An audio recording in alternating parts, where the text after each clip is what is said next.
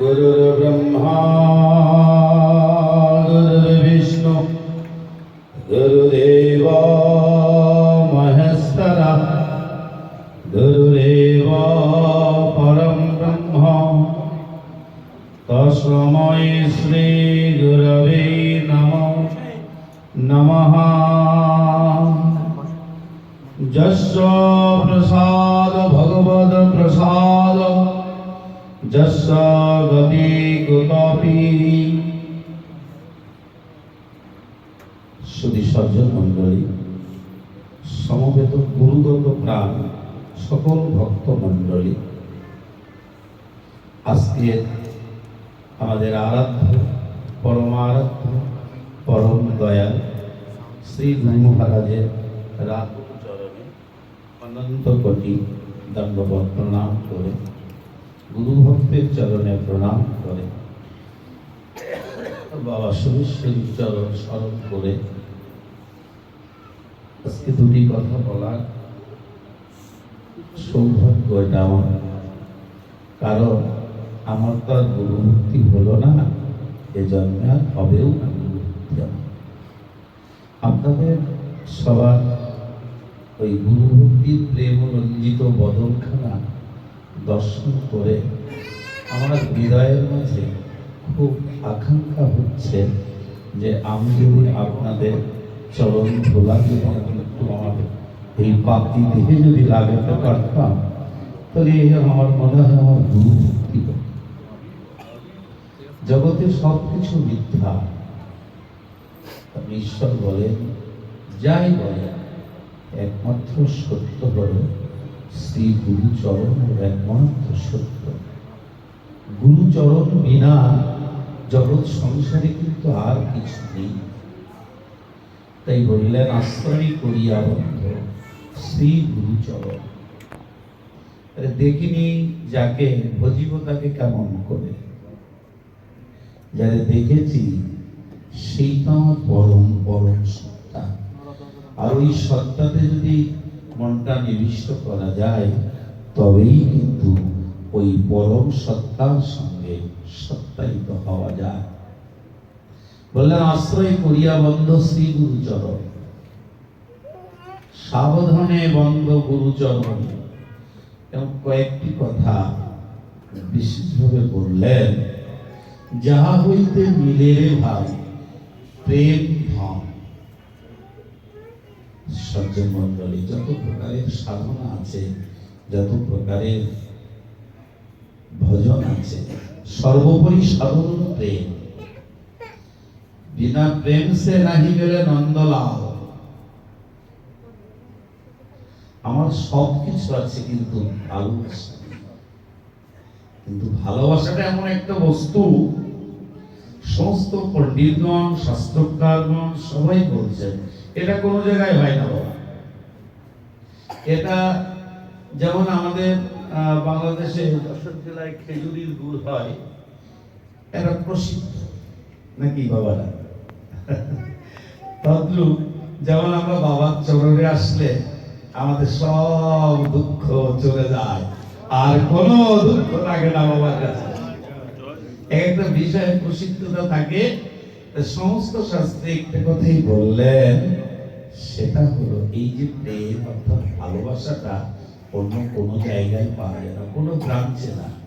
সে আপনি দোজক বলেন, বেহেশত বলেন, আর সর্বোপরি ধাম বলেন, কোনো জায়গায় এই বস্তুটা পাওয়া যায়। এই বস্তুটা একমাত্র পৃথিবীতে পাওয়া যায়। কোন পৃথিবী? এই আমরা যে জম্বুদ্বীপে বাস করি। তাও আবার এই বস্তুটা তৈরি হয় কোথায়? এই আপনাদের মতন গুরু ভক্তের এই হৃদয় ক্ষেত্রে এই প্রেমটা তৈরি হয়ে যায়।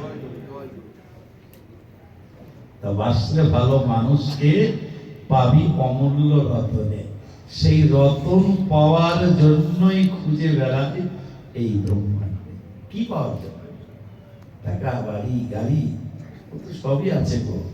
একমাত্র ওই গুরু চরণে যেন আমাদের প্রেম ভক্তিটা থাকে। গুরু বলে যেন আমার প্রাণটা কাঁদে। গুরুগত প্রাণ হওয়াটাই হলো কঠিন গো।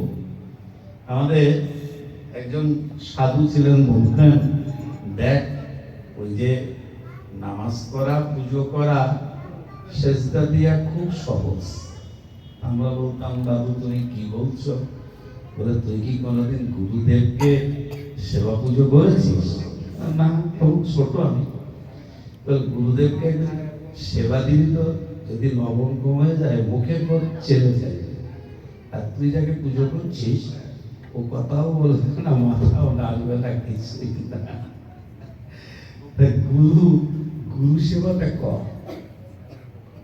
কৃপাটা হলো। তাই বললেন এই প্রেমটাই হলো কঠিন কথা। আপনি যত সাধন করেন, ভজন করেন, হৃদয়ে যদি ভালোবাসা থাকে, এই ভালোবাসাটাই হলো একমাত্র ভালো পাওয়ার একটা উপায়। ভালোটা হলো, সবাই তো জানেন, একমাত্র গুরুই হলেন জগতের ভালো, আর সব কি, সব কালো।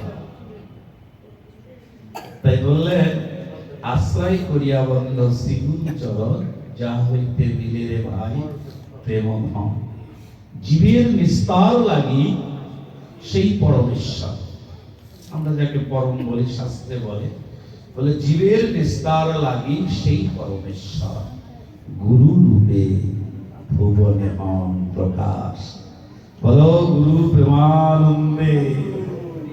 আমাদের মহা মহা মহা সৌভাগ্য যে আমরা গুরু চরণ পেয়েছি। দেখেন, আমি যখন এসেছি আমাকে বললো যে আমার খুব ভালো লেগেছে। আপনি যে কোনো জায়গায় যাবেন, কেউ বলবে কত মঠ মন্দির, কত কিছু, কথা বলবে না, পেয়ে নিতে হবে। গুরু কত সহজ যে আসার সঙ্গে সঙ্গেই বললো ভালো আছে, দেখেছেন প্রমাণ। তাই জীবের নিস্তার, জীব আমি, আমার নিস্তারে জুড়ে। আমার কোন নিস্তার? স্বর্গ মোক্ষ? বললেন না, আমার সর্বোপরি আশ্রয় শ্রী গুরু চরণে আমার আশ্রয় দেবে। বললেন গুরু কৃপাহি কেবলম, গুরু কৃপা, গুরু যদি কারো কৃপা করে, বললেন কোন ভাগ্যে কোন জীবের শ্রদ্ধা যদি হয়, সেই জীব কি করে? সাধু সঙ্গ করায়। সাধু সঙ্গ হইতে কি হয়? অনর্থ নিবৃত্তি হয়। এ জন্মের না, জন্ম জন্ম জন্মান্তরের অনর্থ। কোন অনর্থ?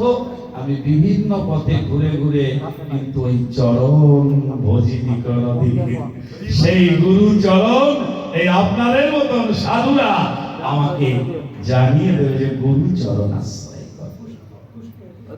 দেখে যখন বন্যা হয়, ফ্লাড হয়, যারা জ্ঞানী মানুষ তারা কি করে? আর একটা উঁচু জায়গায় থাকে, উঁচু জায়গা থাকে না, যাতে জল না আসে।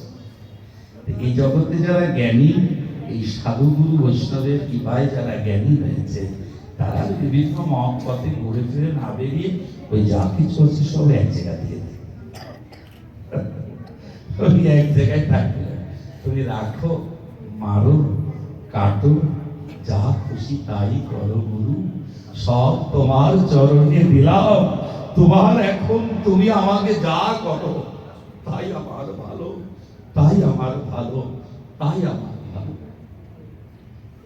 বললেন যে জীবের নিস্তার লাগে, আমার মতন জীবকে তরানোর জন্যই তো গুরু রূপে আবির্ভূত হয়েছেন তিনি।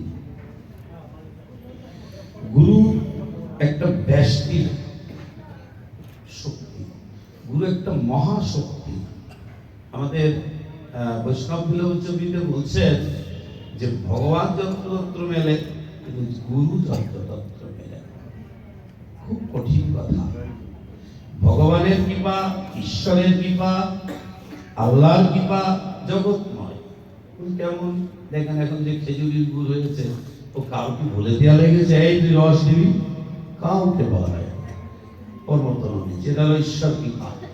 আর গুরু কৃপা কোন কোন ভাগ্যবানের হয়। এই যে আপনাদের দেখে আমার অন্তরটা ভরে যাচ্ছে যে আপনার গুরু কৃপা প্রাপ্ত, আপনাদের গুরুর আশীর্বাদ আপনাদের মাথার উপর রয়েছে। তো খুবই হিংসা হচ্ছে আমার যে আপনাদের মতন যদি বাবা আমাকে একটু কৃপা করতেন, করুণা করতেন। গুরু বলে যদি আমি পাগল হতাম, হা গুরু বলে ইহ সুখ, সমস্ত সুখ যদি ত্যাগ করতে পারতাম, তাহলে আমি আমার জন্মটাকে ধন্য করতাম। এই নিস্তার শব্দটা কঠিন। আমার মতন পাপীর জন্যই উনি আবির্ভূত হয়েছেন। উনি আবির্ভূত হয়েছেন আমাদের জন্য, আমার জন্য না, আমাদের জন্য। অনন্ত জগতের অনন্ত মানুষ বহির্মুখী মানুষ, উন্মুখী তো কেউ না।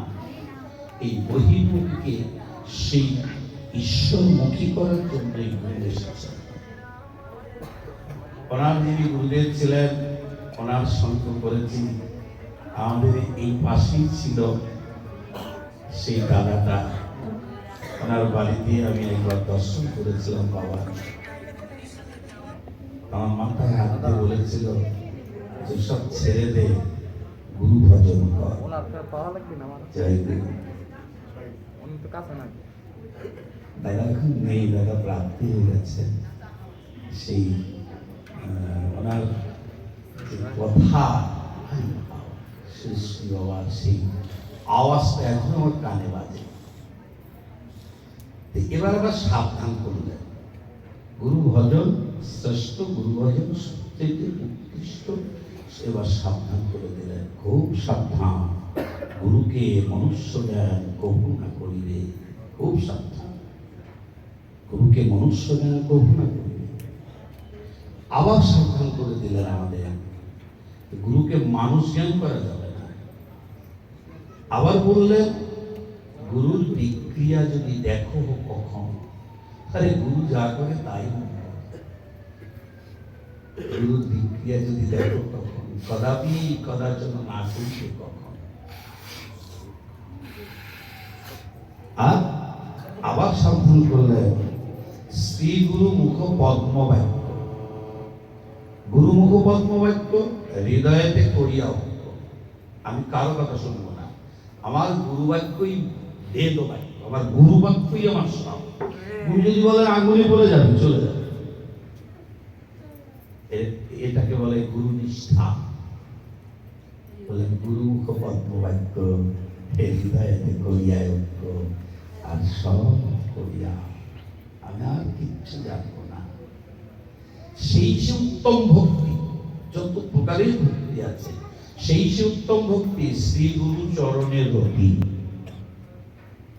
গুরু চরণে আমার সমস্ত রতি। হওয়ার অনেক প্রকার, সময় কম, দরকার নেই। রতি তারতম্য ভেদে গুরুকে কেউ স্বামী রূপে দেখে, আবার গুরুকে বন্ধু রূপে দেখে, আবার গুরুকে প্রভু রূপে দেখে।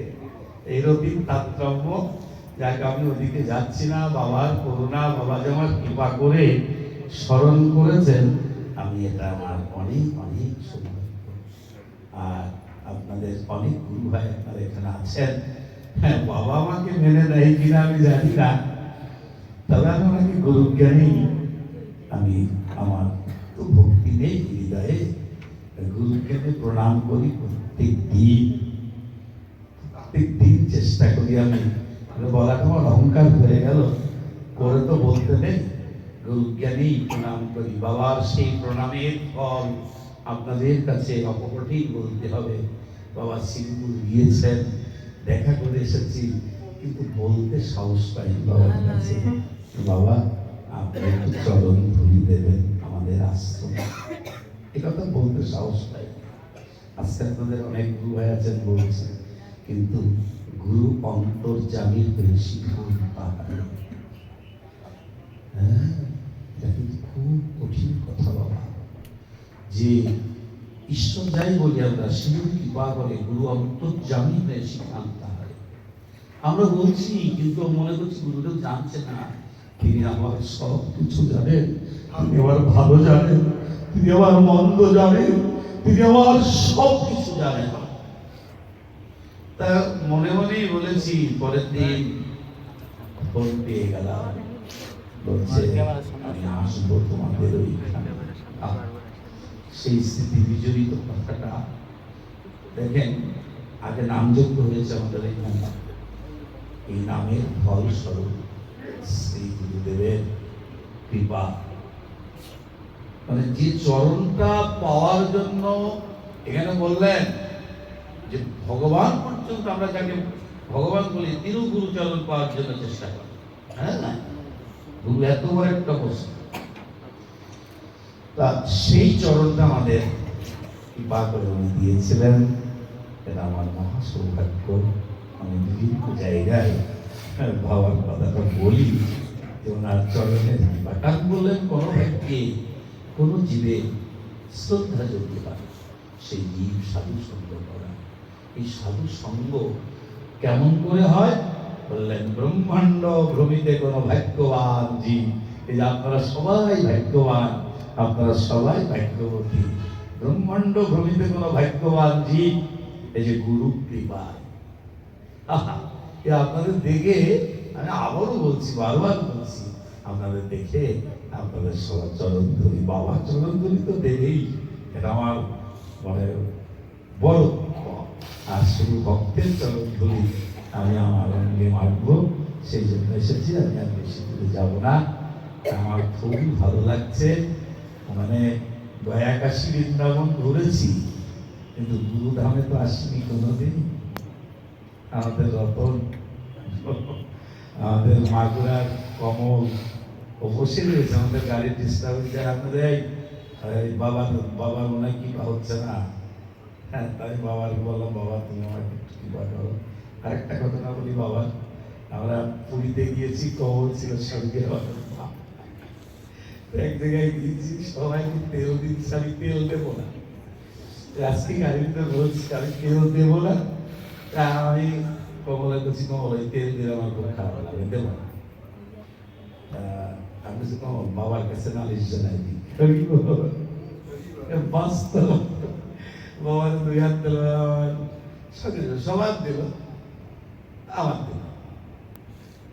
এবং জ্ঞানে সুযোগে সময়ে অসময়ে অন্তর্যামী গুরু তো গুরুর কাছে বলি। সবাই ভালো থাকে, সুন্দর থাকে। দয়া করে আমি বাবার কাছে বলবো, বাবা আপনি আমার চরণে রাখবেন। আর বাবার সন্তানদের কাছে বলবো, তোমরা আমাকে চরণ ছাড়া করো না। যতদিন এই পৃথিবীতে থাকি আমি যেন তোমাদের একজন হয়ে থাকি। জয় জয় জয়, সবাই ভালো থাকে।